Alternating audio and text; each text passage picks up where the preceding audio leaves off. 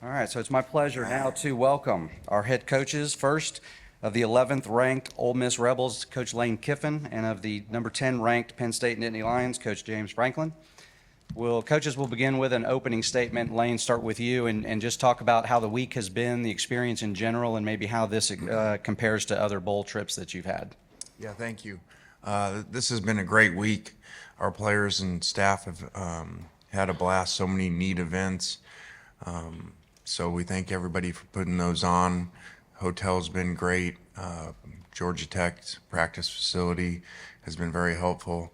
So we're excited to be here. This is a huge challenge for us, playing one of the top teams in the country, one of the best coaches in the country, and number one defense by far in the country. So we have our hands full and very excited to be here and excited to be playing in this bowl and in this setting. All right, Coach Franklin? Yeah, just briefly, if you guys don't mind, I'd like to recognize two of our beat writers. Pat Principe of WGAL TV has been covering Penn State for 34 years.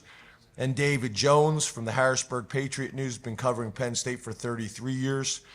Both are retiring, and this is their last game. I'm not sure. Are those guys here with us today? You mind standing up real quick?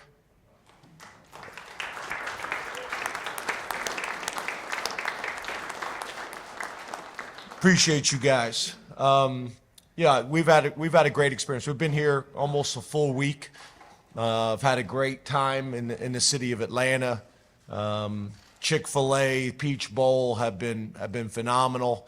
I want to thank Georgia Tech as well, and Coach Keys allowed us to use their facility. We were there one day, and then we've been over in the stadium practicing the other days, which is a phenomenal facility.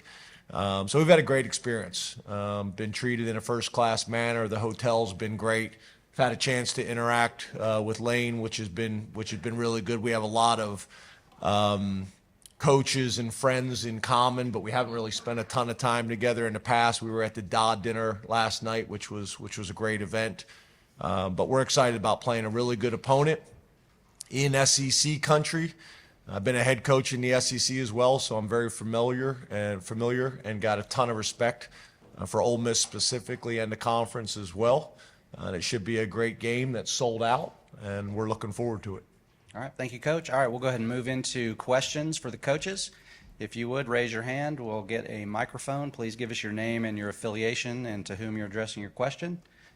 Where are we going to start? Okay, let's start right here in front row on the left side. Hey guys, thanks for the time. Joe Smeltzer, Nittany Sports Now. James, now that we know that Saturday will be Adisa's last college game, what would you say about what he has meant to this program, and what's the biggest way you've seen him grow over his time at Penn State, whether that's on or off the field? Well, what I was happy about is that Adisa put that out on social media, and this was one of the few ones that Lane didn't retweet with a smiley face because Adisa's playing in the game, so that was good. But yeah, Adisa's a great Penn State story. You know, kid out of Canarsie High School in New York, has really come to Penn State and thrived. I think you guys all know his story, and his family really maximized his time and experience at Penn State. I think he improved his stock as a football player over his entire career, but specifically this year, I think he's going to end up getting drafted really high. Graduated from Penn State, really just did it right. We talk about high production, low maintenance guys all the time. He's a perfect example of that. But I'm a big Adisa Isaac fan. His mom has been phenomenal through this entire journey as well. And I think he's just a really good example. You know, I'm still a big believer in the college athletics model, and I think Adisa is a perfect example of a young man that took advantage of that, and specifically Penn State. And I'm looking forward to watching him play this last game. I think he's gonna play really well. All right, we'll stay on the left side, second row. Hey, right here. Jared Parker, 6 News. My coach is for Coach Kiffin. My question's for Coach Kiffin. Some of the Penn State defensive players have taken note of your team's tempo, and I know the Penn State defense versus the Ole Miss offense has been a topic of discussion this week. What do you expect the Penn State defense to kind of throw at you to disrupt your tempo tomorrow? Well, maybe James will answer that question for us. I don't know. I think it's very complicated with new coaches, with Manny moving on. So I think everybody, that first assumption is, oh, that's great for the opponent because the coordinator is not there. But that's also complicated because play callers have tendencies. So we don't know what really to expect. We know that it's a major challenge of phenomenal players and a really good scheme. And I don't think the coach matters as play caller. Under Coach Franklin, the defense plays really hard, regardless of who the coordinator is. And they have a special thing over there with the way that they play and the style that they play. So this is a huge challenge. All right, next question. All right. Fourth row on the left. Coach Franklin, Greg or Paul? Excuse me? Greg or Paul? Greg or Paul?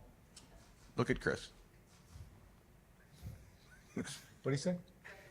The question is Greg or Paul? I'm not following you. Kincaid or Paul? Don't worry about it. Yeah. Okay, that really didn't work out the way we had planned. It's early, and I haven't finished my first cup of coffee. Kincaid. Yeah, Kincaid. This is for both coaches. What have you guys decided in terms of will you or will you not have sideline iPads and also in-helmet communication for this game?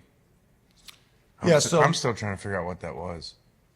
Was it like some inside joke that Yes. we were supposed to know? Yeah, I guess I was specifically. I'm still not totally. Okay. Yeah. But yeah, I think the way the NCAA set up the bowl was that both teams had to agree to use the technology, and for whatever reason, we've not decided to do that, so we will not be using it from what I understand. But that was an option. Yeah, we decided on our side not to. Just we're used to a system in college football how it's been, and I don't know necessarily with the style that we play that would be as beneficial to us as maybe it would be to some other people. All right, I'm staying on the left side in the third row. Rich Scarcella, Writing Eagle. This is for Lane and James. Lane, what have you seen from Penn State quarterback Drew Aller? And James, what have you seen from Ole Miss quarterback Jackson Dart? Yeah, I think he does a phenomenal job taking care of the ball, first off, and commanding the offense, getting the ball to the right place. And then when it's not there, breaks down, does a really good job of vertical scrambling and making plays and moving the sticks. So those guys are always really challenging because they're going to win a lot of games by the style that they play. They complete the ball, they don't turn the ball over, they don't make negative plays. So they've done a great job. Yeah, Jackson and Ole Miss, I think the thing that jumps out from my perspective is balance. And a lot of times when you talk about balance, people think you're talking about running the ball 50% of the time and throwing the ball 50% of the time. And in reality, they have done that too. I think, maybe the perception of Lane and Ole Miss is throwing the ball all over the field. But their running back is a challenge, and I think they do a great job of running the ball and running into advantageous looks. But the other thing when you talk about balance in my mind is also being able to spread the ball around the field, that there's not one receiver that you have to stop. They got three receivers that have all been really productive, probably the best combination of production at the receiver position that we've faced this year.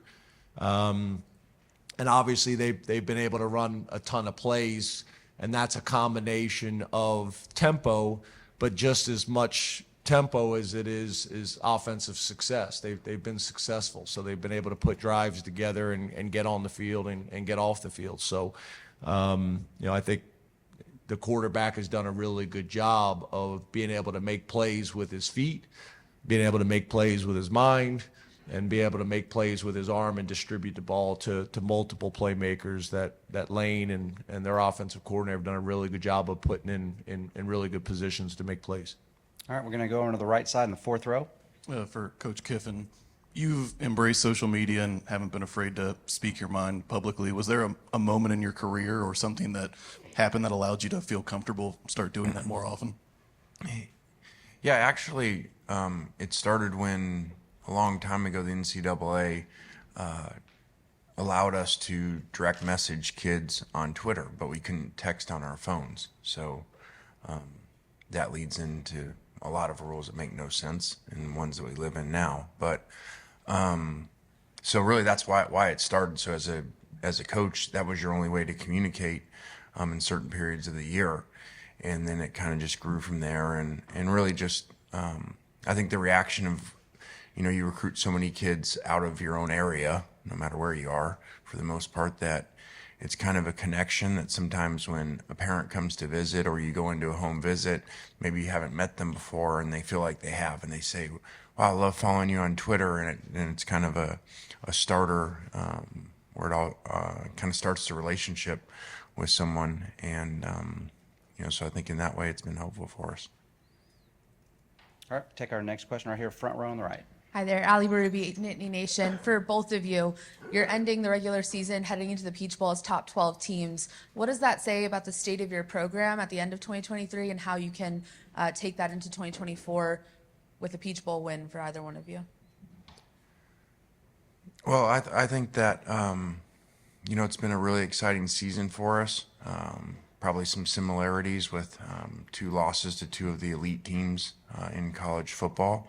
And for us to be in a position in our program, having never won 11 games, is really amazing for these players. And especially to me, the way that we built our team, whether it's right or wrong, is very heavy through the portal. And so a lot of new players. So I commend our coaches and our players of coming together. That's not very easy.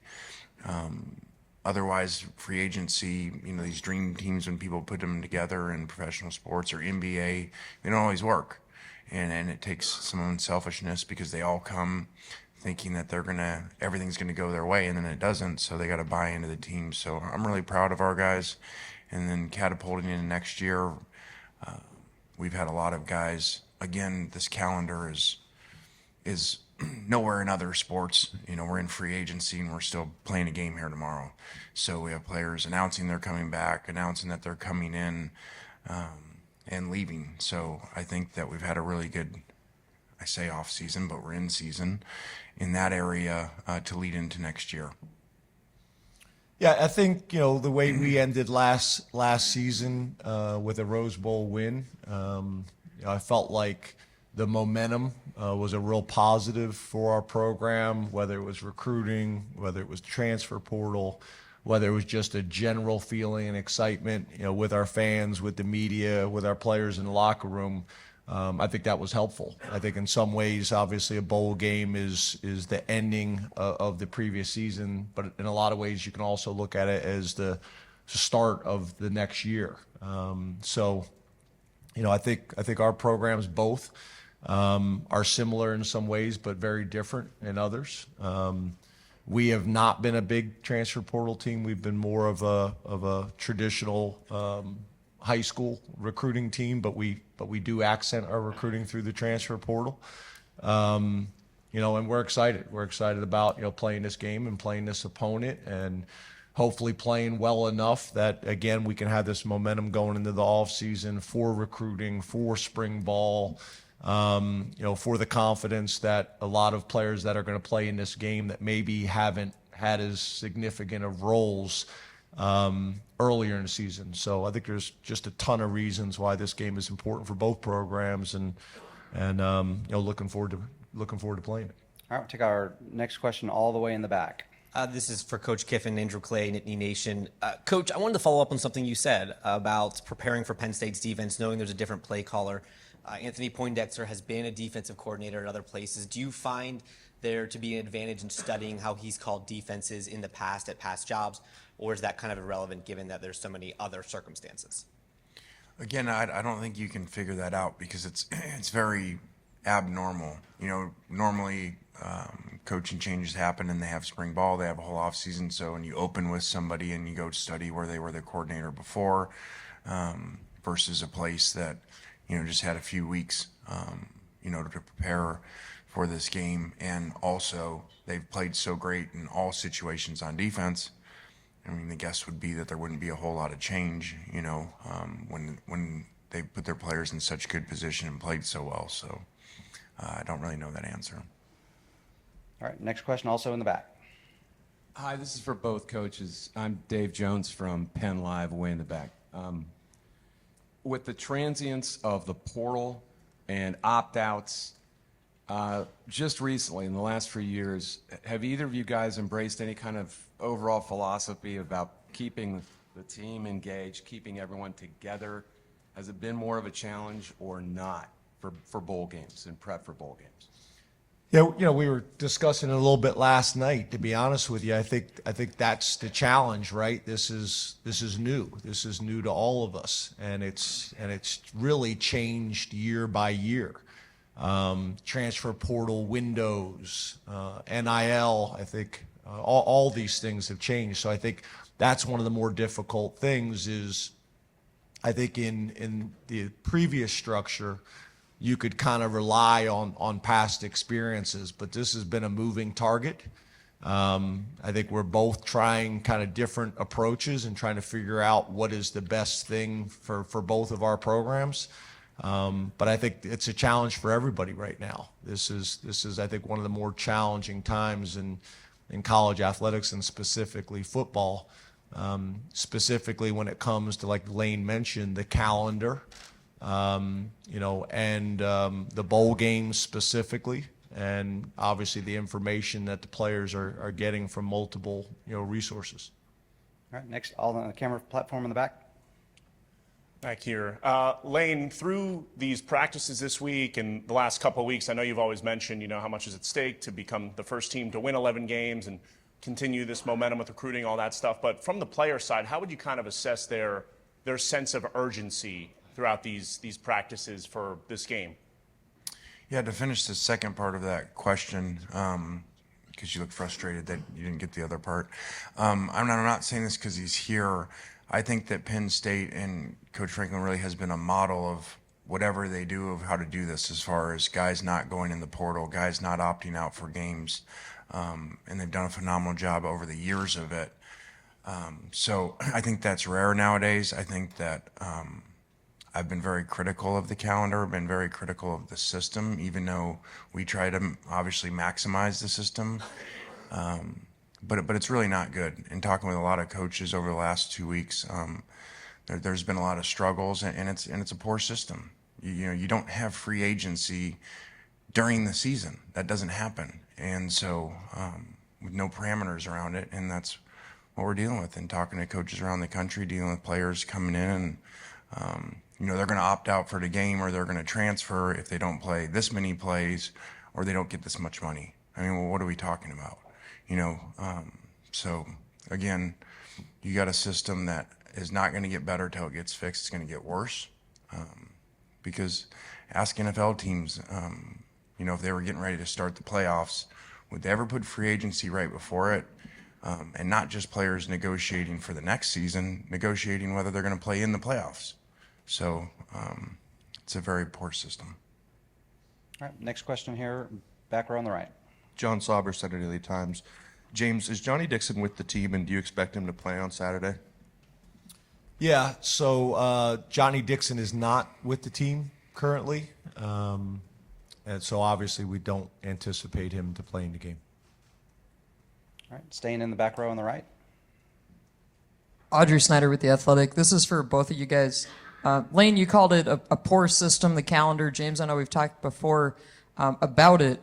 I guess how would both of you guys go about potentially altering this calendar, and what concerns do you have about next year, considering the timeline gets changed with the playoff semifinals and all that as well? Well, that to me is a long discussion in a lot of different areas, whether that's the calendar, whether that's their employees.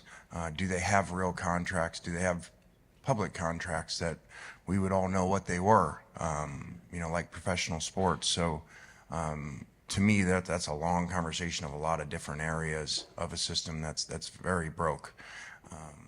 But again, I'm not complaining, don't get me wrong. We try to maximize the rules and what they are to create the best team that we can, the most competitive team. But it's really, again, you just heard my kind of speech on it. It makes no sense, and it doesn't happen anywhere in professional sports to have a system like this, where again, you have free agency that now you can go in whenever you want, and you can go in multiple years and change teams whenever you want, and you can change before postseason happens. So I don't know why that's really good, and it certainly isn't good for academics as they continue to transfer, continue to lose credits. So this was, in my opinion, not thought out at all, and now a two-time transfer was really not thought out. Yeah, I think, Chip Kelly made some comments a few weeks ago, and I think he said some things publicly that a lot of coaches have been talking about privately for a while. I think Lane obviously brings up some really good points as well. I think at the end of the day, and I've said this before, I think the reality is, a commissioner of college football would be valuable. I think there's a reason for a commissioner of college football to be able to work with the commissioner of the NFL, because I think the NFL should be working with college football. And then I think the commissioners of the major conferences really all need to get into a room together and really spend some time working through all these issues. And I think Lane's point is a good one. We could talk about this for a long time, but right now, the way I see it, the commissioners of the conferences are the best people to solve these problems. Get them all into a room together. You could have representation from the NCAA as well, the NFL, and sit down and really start from scratch. A whole new calendar, a whole new model, recommendations, and I think that's really how this is going to get done moving forward. But it needs to happen, and I think it needs to happen quickly. Right now, there's no parameters, there's no guardrails, and I don't really feel like it's in anybody's best interest. And I think, to Lane's point, I don't want it to be misinterpreted. I've been supportive, and I think most college coaches have been supportive of the players, being able to earn. I think everybody would agree with that. But I think right now there just needs to be some parameters, and everybody needs to be kind of working under similar constraints. I think that would make a ton of sense for everybody involved. And I think me and Lane came up in this profession where it was started, the starting point was based on education. And right now, there's not one rule or decision being made based on education. And I think there's a way to really balance both and be able to get both things done. All right, over here on the aisle on the right side. Jeff Nyberg, Philadelphia Inquirer. This question's for James. You guys have had a lot of success, been on a lot of these New Year's Six games, but last couple of years, obviously, haven't gotten over the Big Ten hump at the top. How do you balance that success with that reality and where the program is, and how much are you looking forward to an expanded playoff? Yeah, well, I think the first thing, when you're at a place like Penn State, you embrace, the expectations. That's why you came here. And that's for our players, and that's for the coaches, and that's for myself. So, we embrace the high expectations. But I do also know that we take a lot of pride in the consistency and how we've been able to play over the majority of our time at Penn State. And I think sometimes people take that for granted and don't realize how challenging that is in today's college football. So for us, it's being appreciative and recognizing what we have done well, but then also taking a deep dive and being very, very transparent, and saying, where do we need to grow? How do we get better? And how do we attack those things? And I think one of the things I've been pretty vocal about is, really our first year with alignment, from the chair of the board to the president of the university to the athletic director who played football in the Big Ten, and myself, this is a situation really in my 10 years that we have not been in, and I think that's going to put us in a very powerful position moving forward. All right, all the way back in the platform.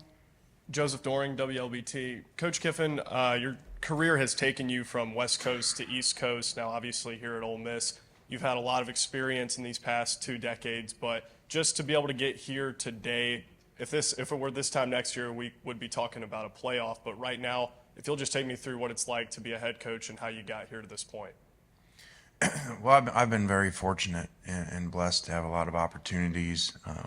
Grew up in the profession with my dad, and got a lot of opportunities because of that, and then to be able to work for some amazing coaches and be offensive coordinator on national championship teams for Pete Carroll and Nick Saban.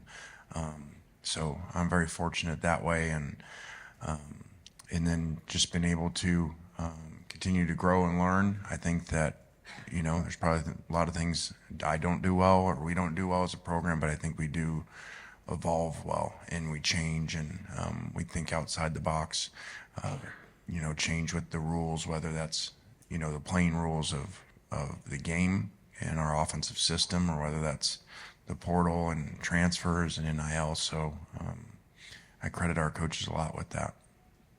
All right, right side, about halfway back.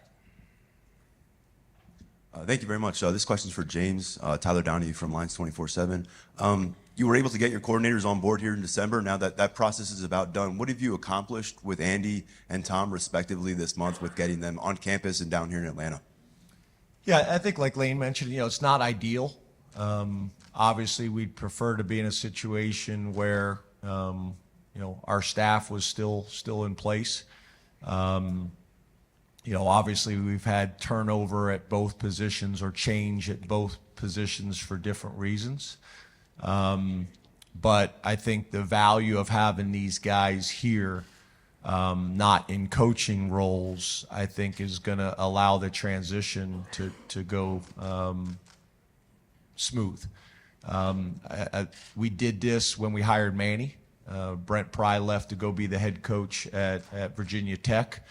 And Anthony Poindexter was in a position to call the defense and be the defensive coordinator in the interim and did a phenomenal job.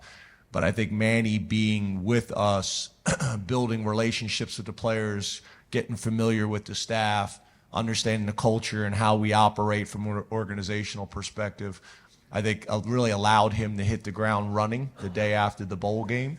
And I think, the model that we're using with both coordinators, during this bowl prep period, I hope we don't have to do it again, but I did think there was value in it last year, and talking to both, Tom and Andy, I think they think it's been invaluable.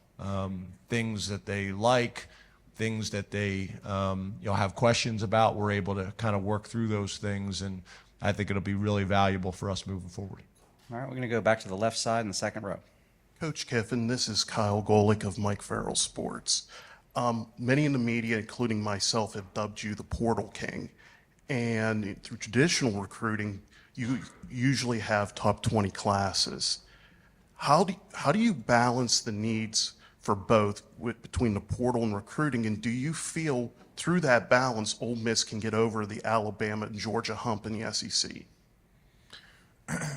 Well, I don't think many people have gotten over that hump. So I know that we get criticized, when you don't get over the Alabama hump and Georgia, but really outside of the one LSU year, I don't know many people have. But in my opinion, you build a roster, you build a roster different depending on where you are and a lot of variables. And where we are at Ole Miss, I just feel that this is the best way to do it. We're very heavy portal, probably is, whatever, top 10% of teams. And I just think that's the way to do it where we're at. And that may change someday, even where we're at, as we maybe experience more success on the field in games like this, and are able to sign more five-star type of high school players. So it just is what it is now, and I think eventually the rules will change some too, and we'll just continue to evolve with that. And there's a good and bad to all of it, Ideally, the traditional model is the best if you can do that. If you can sign great high school players, 25 of them, and build that way. But I also don't know that that's going to work quite as well as I think us coaches would all like it to work because of the transfer and because of the kind of 5-star syndrome. So now those guys sign in the top classes that are celebrating on signing day. I don't think that celebration is probably quite as much as it used to be, at least down in our area. Like I said, James has done the best job of keeping players, probably anybody in the country, but a lot of these others, as you look at the classes the last 2 years, these 5-star guys aren't paying off. They're getting them into their program. Let's be honest, they're paying a lot of money for them. And then when it doesn't go exactly right, they're in the portal and they're going to someone else. So I think that there is no exact way to do it, and you got to do it different depending on where you're at. All right, back to the middle of the platform in the back.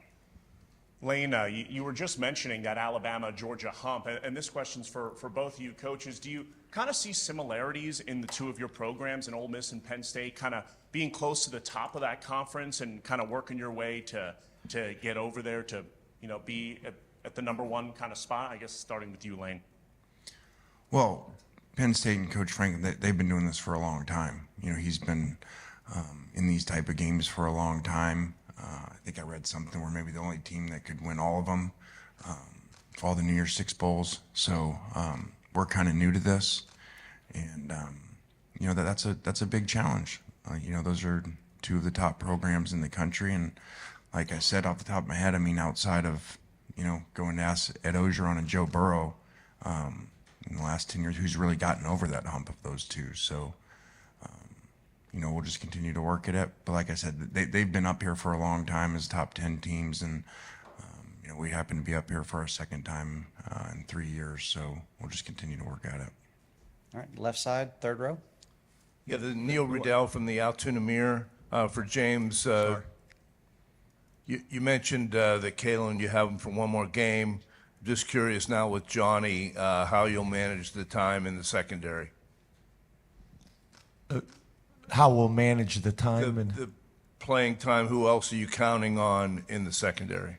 Yeah, we'll play all the other guys that have played this year. They'll have a more significant role. I think that's going to be in some ways an opportunity and an exciting opportunity for them and for us. Obviously, it's going to be challenging because of the type of wide receivers and offense that we'll be playing.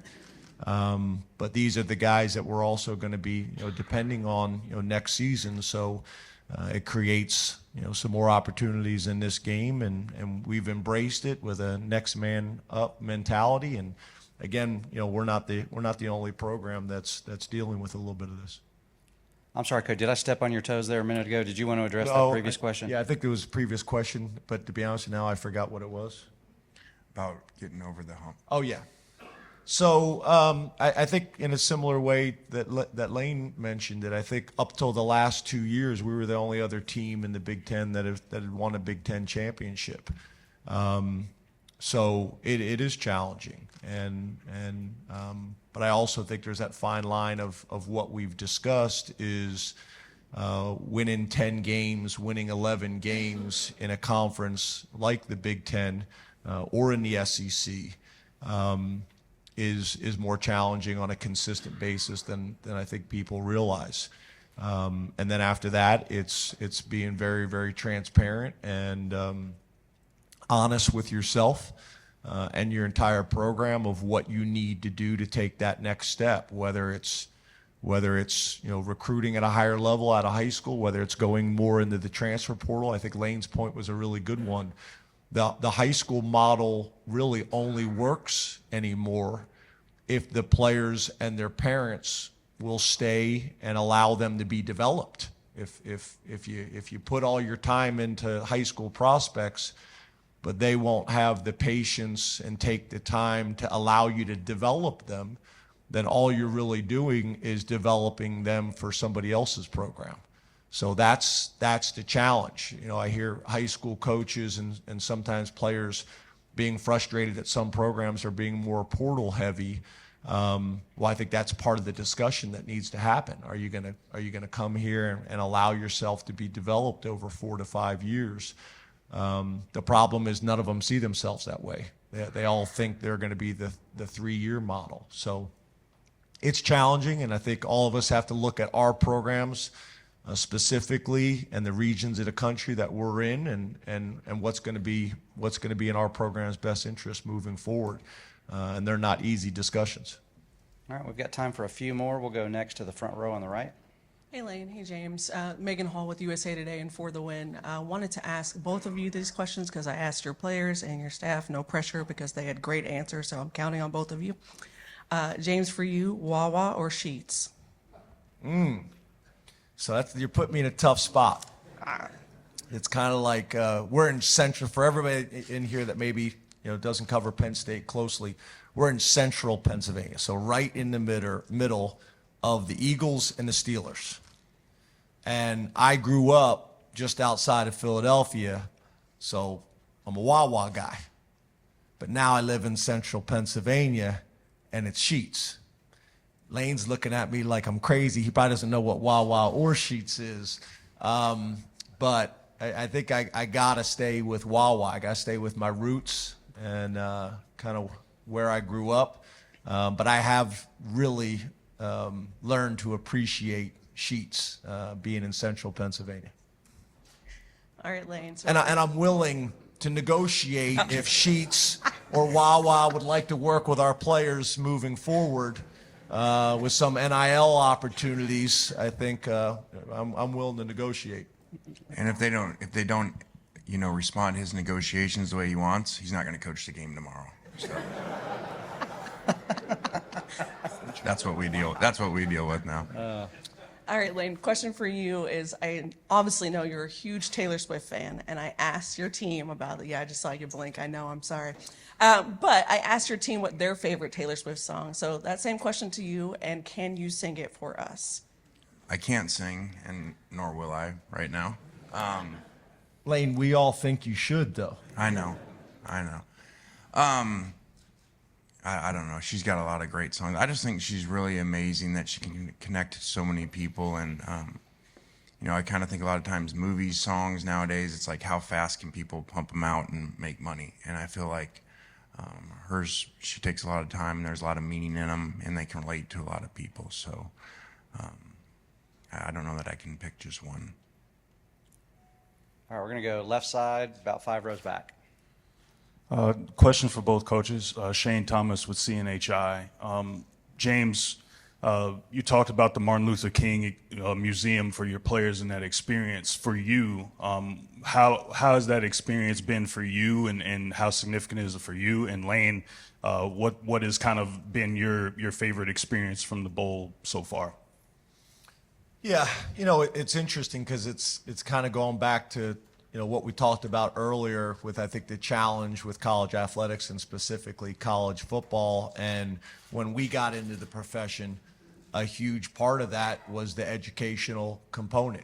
And I think that's being de-emphasized with a lot of the rules that are being passed, or changes in rules that are being passed. And I think whenever you can take time with your team to pour into them experiences and opportunities, like being able to go to the Martin Luther King exhibit, was powerful. I think the bowl, had it as an optional experience. We made it kind of mandatory for our team. We didn't tell them that it was optional. We just kind of put it on the schedule and went. And I think it was great for all of our players. I know it was great for me personally, as much as I feel like I knew a ton about Martin Luther King and the background and the significance for our country and race relations. I learned a ton myself at 51 years old that I didn't know. And being able to go into the Ebenezer Baptist Church and take that all in was powerful. To think about that time in our country as a black man at 35 years old, to win the Nobel Peace Prize is amazing. But I thought it was a great experience for our coaches. I think it was even more powerful for our players. A number of our players had been there before. But also, I think through the bowl, we were able to get maybe a different and more significant experience with the tour. which was also great and very, very appreciative. So, and we've been fortunate on a lot of these different types of trips to be able to gain some perspective and some experience. So it was powerful for us, and I'm glad we did it, and I would do it again. All right. Coach Kiffin, your favorite experience? Yeah, I thought that both teams being at the College Hall of Fame with so much tradition and history there, and being able to see that, but then to have a competitive environment where they were playing a game show, and it was really neat to see guys be comfortable and be competitive in that environment. So I thought that was pretty cool to be part of.